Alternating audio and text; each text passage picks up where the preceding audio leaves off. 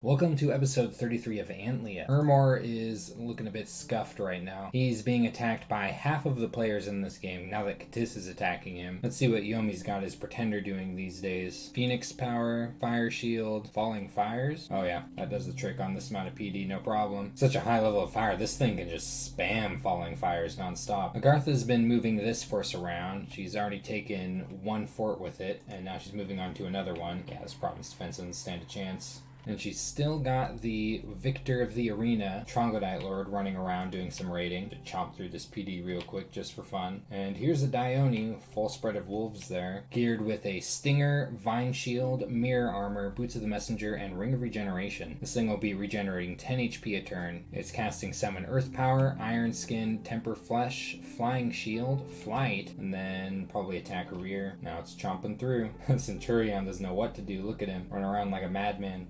Oh, now he knows what to do. Getting the hell out of there. And here's what Katis is displaying on the outskirts of his territory. And this is just a little bit of PD, Slinger PD at that. But we might as well see what Katis has in the area. He's got a bunch of Skelly spammers behind two big long lines of Falchineers. These are mercenary lizard warriors. Got elite warriors in a box on one side and lizard chariots on the other. Unfortunately, the skeletons are a little bit in the rear, so kind of hard to make use of them. Usually you want your skeletons to file through the ranks in your army so they get in front of them and sort of act as chaff, preventing your actual units from getting chopped up as much by your enemy's front lines. And then we've got a couple of decently sized battles involving Vanheim. Here in Kark, this is the large group of Astadi that Ermor had moving around Vanheim's territory. Huge bummer to see this all the way over here while Ermor's ports are being threatened with all the mages inside. Vanheim has brought a whole bunch of mages to this fight. Storm is up, lots of sacreds too, as well as these glamored cavalry.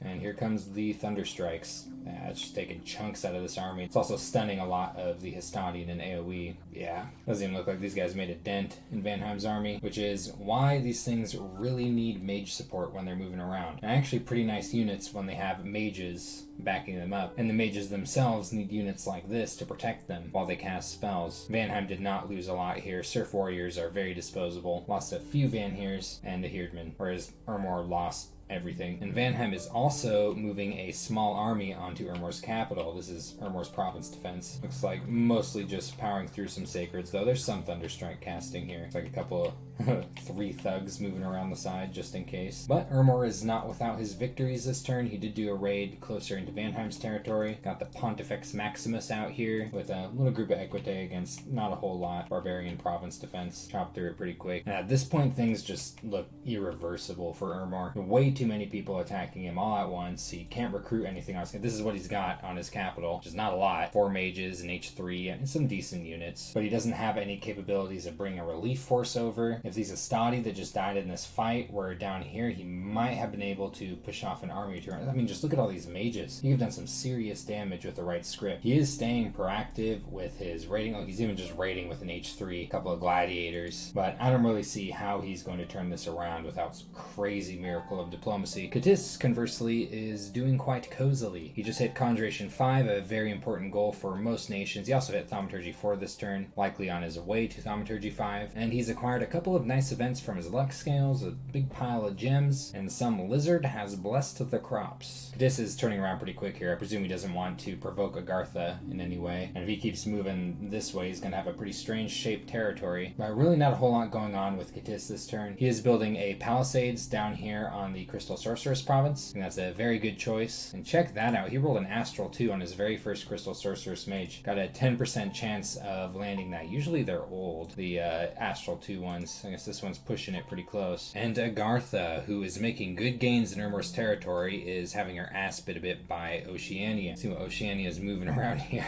A ragtag group of ugly ass fish people with an octopus. That is just some PD.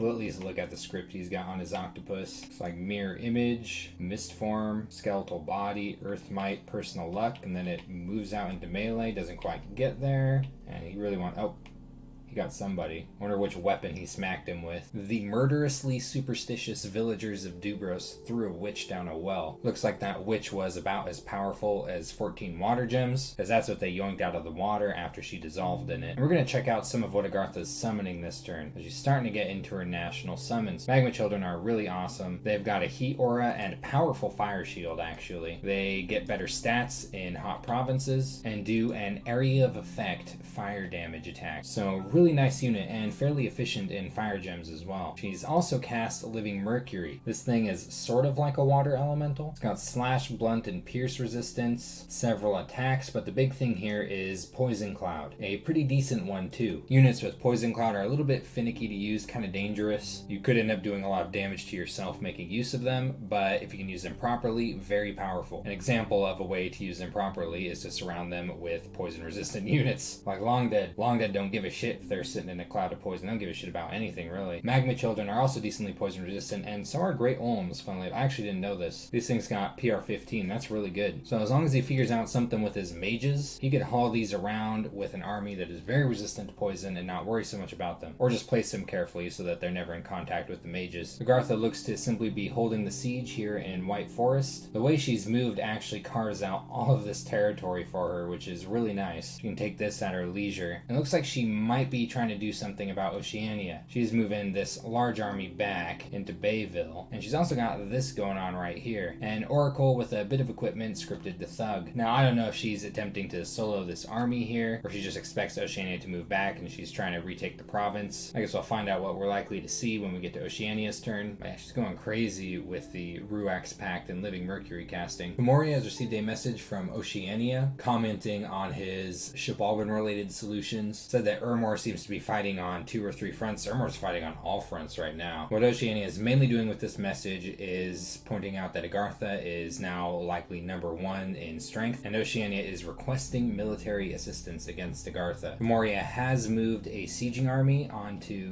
one of Shibalba's forts, his non-capital one. Like, there's a lot going on here, really. Some birds fighting bats and some confused Fomorian javelinists in the middle of it all. And Formoria found a big pile of gold. Been a lot of luck scale events in this game. Looks like he ceased his seeking arrow casting after he didn't find any targets with a couple of them. And here's something I didn't expect, but now that I see it, I think it's a good move. He's actually moving his forces off of the siege here, except for one giant to watch the gate, and is combining them with this army right here, and I'm pretty sure he's going to move on to Shibalba's capital in the next turn. So a pretty nice way to keep Shibalba pinned down outside of his cave, and if he needs it, he's always got this army here to protect his home front. Looks like he'll be probing this throne with this priest. I've been pretty curious to see what's on this throne exactly. Looks like an obnoxious one, and now it looks like he's finally starting to breathe, though there is, of course, all the scorpions are still in this cave, which he's also pinging Amphimachos, the mounted commander. Vanheim is on his way up the conjuration tree. He's taken a couple of good battles this turn against Ermor, and he's not stopping. He's even moving out with his thugs to do some raiding while the rest of the forces siege. He's also going to take on the Pontifex Maximus with a pretty big army coming up next turn. Now, Vanheim doesn't have going on is any kind of southern front. Perhaps he prefers it this way, but if he broke in through this wall of barbarians here, he might at least be able to get away with a fort before Agartha takes it. Though this fort does have a lot of mages on it. Might be kind of nasty, depending on how Ermor scripts. Oh man, Agartha is so close to connecting her territory across the map vertically. And I might stop that by moving here. We'll have to see. I imagine it's going to take them a minute to break through the walls here. There aren't that many units sieging right now. The siege strength on these Vanheers is fairly good though, 1.7, slightly above average on the Heerdmans too when it comes to human-sized units. And Yomi, who has been sending a lot of messages out, has been receiving a lot of messages in. Katis is just letting him know everything he knows about the war with Ermor, saying that Agartha has taken a lot of the provinces that he wanted to get out of Ermor, and is talking about building up a Moonvine bracelet to trade with Yomi. Vanheim is giving much more detailed information, and Vanheim has a significant scout network covering Ermor's territory. Vanheim is trying to negotiate a couple of territories between him and Yomi, and is also checking to see if he's got a non-aggression pact with him. Vanheim is saying that he wants the capital and the throne, is saying that Yomi can have these provinces up here with this fort if he wants them, and Yomi's actually moving up in that direction, taking out these wolves. Been waiting for these wolves to get knocked out for a while by just anyone. And check out the events that Yomi got this turn. A gift from a tribal king, a big pile of gold, and boots of water walking, which lets people cross rivers, and another pile of 400 gold with some gems and a smasher. There's a lot of AN damage against inanimates, and with how expensive it is, it's kind of nice to get it free. Now I don't see this item too much due to its prohibitive cost, and the fact that it's kind of got a very niche use, only being relevant in trying to take out various SCs. It can usually be taken out in different ways anyway than having a few commanders roll in with expensive weapons. But it is nice to have single-handed weapons lying around when you're using Dione, as they tend to go well with shields. Because the weapons that Dione are carrying around here, I'll show you one second. The Nodachi, if you give them something like a shield, they just use their fists. So you might as well throw them something like a smasher, and then they're doing a whole lot more damage. He's building a lab here at Nashen, I believe because of the crypt here with the conjuration bonus. He's actually moving like pretty much all of his Oni Shugo over here. Looks like the ones that he's been using to make corpse constructs, which aren't going to benefit from the conjuration bonus. But at the very least, this might end up being a bit of an Oni pit, as these guys do have an Oni summoner value as well as they cause unrest. So could end up getting a lot of Oni free spawn if he's got a bunch of Oni Shugo hanging out here. Gosh, he really needs a mage somewhere to start doing something with his water gems. Frostbrands would be awesome for his Dione. I guess worst case scenario, he could always empower into water. One way for him to get into water is, though he doesn't really have the research set up for it now or anytime soon, at Conjuration 6 he could summon specters. These are very reasonably costed units. They have a good spread of randoms. They often land water, astral, earth. They have a small chance at the astral earth cross path, so pretty nice mages for diversity, and pretty easy to summon with Dione, or even just some dude like this holding a skull staff. You could also just empower in water, but that's gross. Would be the more simple way to get something like the nature water or fire water cross path though. And Xibalba has received an errant message from Formoria, along with a whole bunch of magic arrows flying out of the sky. Looks like Formoria meant to send this to Yomi, accidentally sent it to Xibalba, telling Xibalba what he already knows basically, and was trying to congratulate Yomi on taking out the Equite. And Xibalba lost a couple of Scorpion Tamers this turn to Seeking Arrows. He ended up with another Onaki on his capital. Blood random, blood 4. That's just crazy. This cross path is crazy right here, really high. And he's actually moving out with a decent portion of his army here. Now, I don't think he expects